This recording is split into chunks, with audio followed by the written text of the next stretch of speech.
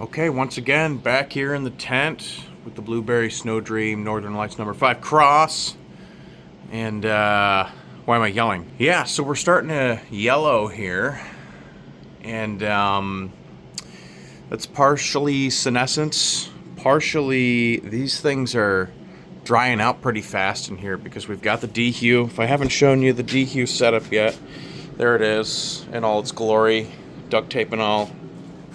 Several layers, but it works really well, almost too well. And the tough part about it is it's reading the humidity outside the tent and not inside the tent, but we're working with what we got. It's functioning perfectly fine. What are we at? We're at 53%, which is great. That is great. That's with the tent door open. Anyways, it is causing we seem to be drying out pretty fast. In combination with that fan in the corner, this sumbitch was drinking a lot and is drying out really fast. So we got to water, and this may be the last watering we have. But I think this is mostly senescence. They are reaching the end of their life.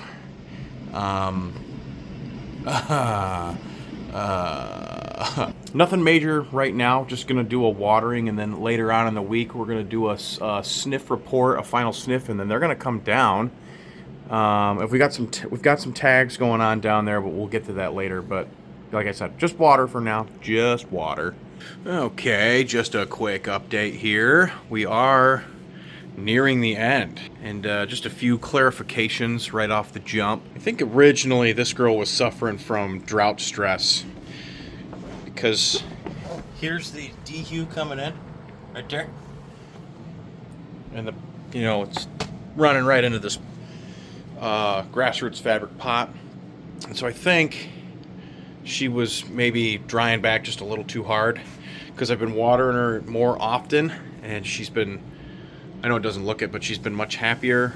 Regardless, this cross, Monkey Berries Nuclear Sunset cross, is not very impressive. So this will be going soon, and we're going to get her hung up somewhere, and she could become some sort of seed to give away to friends and family. Who knows?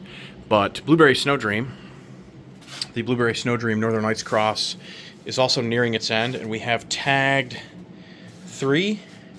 1, 2. Was there a third? No, there's not. Just 2 so far. The red could possibly be the keeper, and this is sort of a backup so far. I cannot get to that plant and maybe a couple of these back there. It's kind of tough right now. So, like I said in previous videos, we're going to chop some of these, do our sniffing on the fly, and are looking and whatnot. But we are getting some good color on some of these. I like that. That's nice. But that plant doesn't have much of a nose to it. Here, let's go over. Follow me. Yeah, look at that. I love when plants senesce and they... Oh, sorry. Oh, cooked chicken, boy. Cooked chicken. That's not bud rot. That's getting roasted by the light. And I just ate a venison sub sandwich, so I have some remnants of that on my mouth and face. I'm gonna get in here with the nose. Yeah, just there's not a whole lot going on with that plant. It's really unfortunate because it looks really nice. Some of these colors coming out. I mean, look at that. That's cool. That's like the frickin' rainbow right there. Very Rasta. We are way seeded up. I mean, look at that thing. That's looking nice. Which is good. That's what we want. For those just tuning in, we want seed. This is a seed run. The ones above the light, they're doing great. They're doing fucking awesome up here. Just hanging out, living life above everybody else. But yeah, so I said quick update. So hopefully this is quick. Let's give this a sniff, just because we're here. Yeah, so we're getting like a lavendery, herbally smell out of some of these that I'm not totally into. But bud structure seems to be mostly the same. Actually, you can see a perfect example of two different ones right here. You've got, where's my finger? You've got your more leafy structure here. Right next to it, totally different plant. Just slightly behind it right here, a little bit more dense bud structure. And those seem to be the fruity, more, slight tinge of fruit fuel kind of thing going on, candy-like, which I've been into lately. Usually it's old school genetics, skunks, cushy smells, herbally type thing, but for some reason lately it's been candy, and I'm not ashamed to say it. So yeah, we're leaning over like a sumbitch. As you can see, there's quite a bit of that going on. Big red here, big red tag. We will eventually, probably this weekend, I will write on these, kind of give a quick description, select one to be the keeper. I don't want to have multiple keepers out of this tent, and then they will get hung, and I would like to hang them right in the tent. We will see how that goes, because we got to get this thing cleared out for outdoor season and other breeding projects and blah blah blah, and to pop some of these seats potentially. So yeah, so that's an update. I'll see you back when we start snipping these some beehivers. I'm gonna try not to swear so much. I missed one little thing. I did say early on, and it did have this sort of funky ass shit smell. The northern, or what is this cross? The monkey berries cross here. That has since like disappeared. If I give this a rub, it's faint. It's there. Oh, it's almost like a faint burnt tire now. I don't know. Maybe it was something on my face when I smelled it. No, it's definitely still there, but it's not as pungent, and it's so faint. Like maybe this plant lost its terps due to stress or something. But these plants are all in the same tent, and there's a couple in here that are phenomenal on the nose. So, I don't know.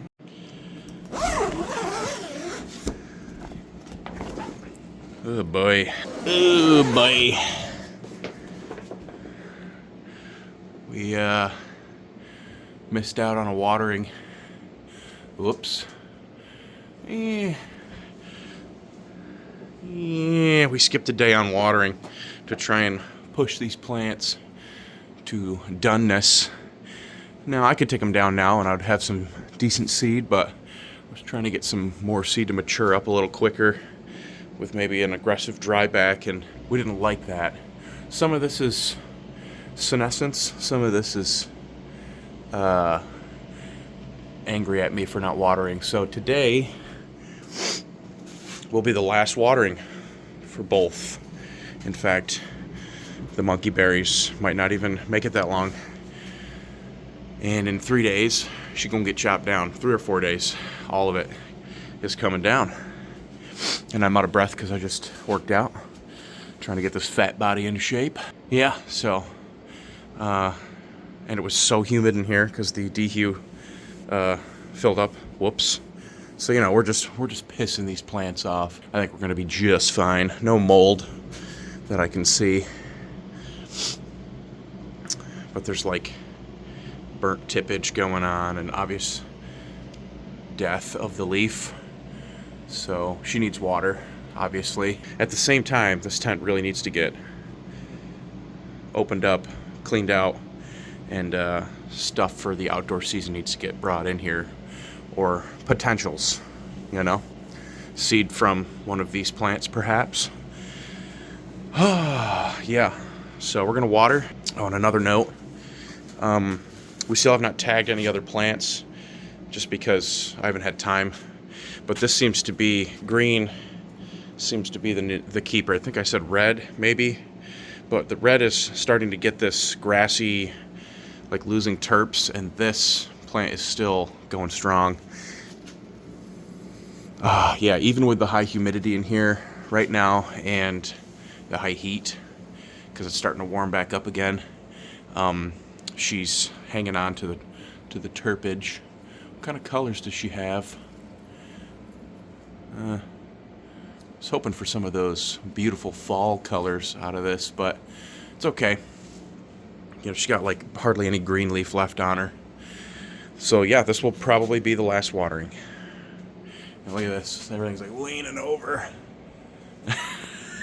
It's a mess in here, but not to fear. You know, and we'll give these all a good look. All the ones I can't get to, if they get tagged, they get tagged. But for now, this is definitely number one right here. For those wondering, pretty much since early flower, this is just a little aside. The small plant has been taking about a half of this watering can, roughly, maybe sometimes less. And then the big bed, with the help of the EcoWit sensors, takes 4 of these watering cans. That seems like a lot, but I think through wicking and the fan that I added, look at the fucking moisture on the tent. That's so bad. That's how quick the humidity builds up in this tent. That dehu was off for, I don't know, 4 or 5 hours. Boom, that's all it took. Anyways, the fan is spinning much faster than that. The camera's just, frame rate's weird. Oh, yes. This, what is this can? Does it say anywhere on here? I think it's 1.5 gallons. That's my novelty. Interesting. I think at one point I poured 1 gallon into this and then got another half. Maybe it's 2 gallons, but it's 4 of these to satisfy this bed. So keep that in mind if you're going to do a large bed like this.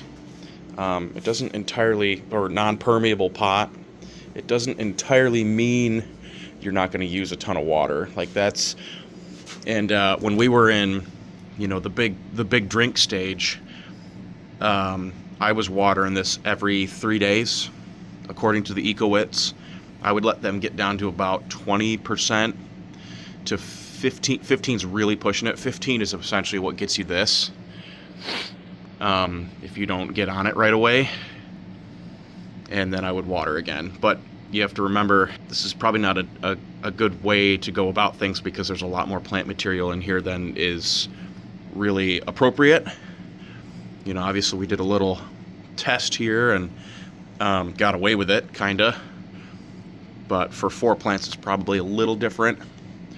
You would probably have to go more time before watering. But just to give you guys an idea how much water I'm putting in this thing on a regular basis.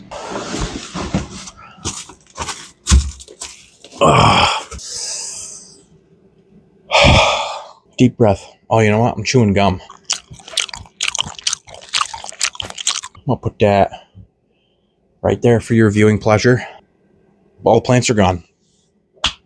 Yeah, lots happened. Both beds have been stripped, butt-ass naked. We've had a couple more selections out of this bed, as we, like I said, we couldn't quite sniff out some of the ones in the back corner. So we had to wait and get some tags done and everything, whatever. We've got a few keepers. Yeah, so it was quite a hassle. And there's actually quite a bit of plant material left in the bed, because it just got to the point where, you know, I'm going to have a lot of seed, many thousands if I had to guess.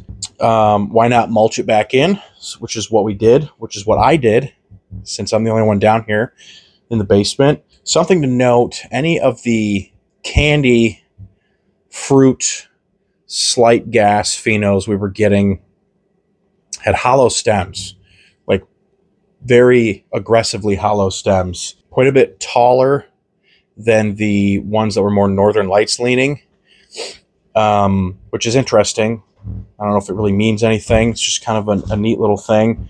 We made quite a mess in here, taking them down. And it's time to clean up and start over, which is I'm very excited about. I couldn't wait. I know it's a seed run and it's fun to do breeding projects or pollen chucking, whatever you want to call it. I'm excited for outdoor. Like outdoor's been my jam lately. So we are going to get possibly an autoflower in the small bed. And we're going to start popping serious seedage. Not that serious, really. Maybe 4 or 5 different strains in the big bed.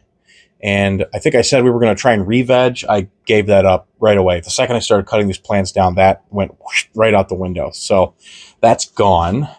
And I'm okay with that because after looking at these plants, the lowers I was going to try and use to re-veg, they weren't going to make it. Who was I kidding? Now that there's no canopy in here, it's very bright. I should probably turn this one down. Oh, off. Oh my God, off is better. Is off better for you? Yeah, so we will immediately take the number 1 and you can pop fresh seed. Done it before. It's totally fine. Well, we're not going to do that actually. We are going to dry it out and it'll come in here later. But for now, we're going to probably tomorrow clean up, do the whole thing, and then start popping seeds, getting them in trays. I have no humidity dome, so I have to order one or go buy one. But that's it. That is the Blueberry Snow Dream Northern Lights Cross seed run. What a wild ride we've been through. Getting them in here in the kiddie pool, which I was skeptical about and now totally sold on. I can't recommend this growing method enough. It worked so well. And I think with an appropriate amount of plants in it, that's not upwards of 30, you will be pleasantly surprised with the performance out of this bad Mamma Jamma right here. The grassroots pot is a grassroots pot. It went really well. And all things considered, if this was a flower run, I wouldn't have been super bummed other than having to cut tops off, which I would have tried a little harder, and we wouldn't have 60. I think I cut down 1, 2, 3, 4, 5, 6, 14 plants in the end were in this bed. 15 if you count this girl here. And we think we started almost at 30. Pretty crazy. So yeah, if you get 4 plants in here, you're going to have a blast. By yourself, I think, what was it? Was it 9 cubic feet? I don't remember. You'd have to go back and watch the video. But the pool is really great. We had some stretch, but it wasn't too bad. We forgot a couple waterings and things got yellow. But the feeding I gave it fed it the whole time. And I think our biggest mistake was the light timer and flowering at 14 hours and screwing them all up. Biggest mistake, which is all in all is not that bad. So we've got some fun seed to play with this year, this outdoor season, and the next indoor if I feel like doing it. And we've got some seed stock to give away again to some friends and family that want it. Maybe I'll even do YouTube. Calm down.